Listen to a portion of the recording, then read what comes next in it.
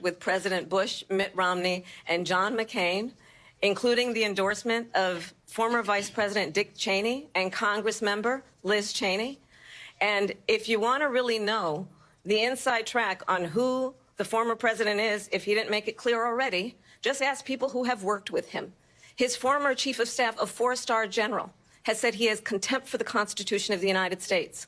His former national security advisor has said he is dangerous and unfit.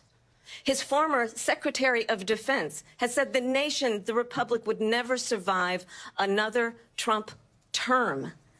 And when we listen to this kind of rhetoric, when the issues that affect the American people are not being addressed, I think the choice is clear in this election. President Trump, I'll give you a quick minute to respond here. Thank you, because when I hear that, see, I'm a different kind of a person. I fired most of those people. Not so graciously. They did bad things or a bad job.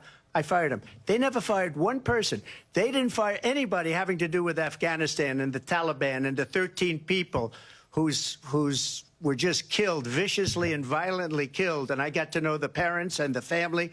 They didn't fire. They should have fired all those generals, all those top people, because that was one of the most incompetently handled situations anybody has ever seen. So when somebody does a bad job, I fire him. And you take a guy like Esper. He was no good. I fired him. So he writes a book. Another one writes a book. Because with me, they can write books. With nobody else can they? But they have done such a poor job, and they never fire anybody. Look at the economy. Look at the inflation. They didn't fire any of their economists. They have the same people. That's a good way not to have books written about you.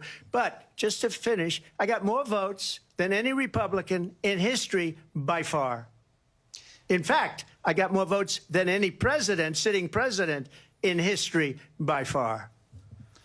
Let me continue on immigration. It was what you wanted to talk about earlier, so let's get back to your deportation.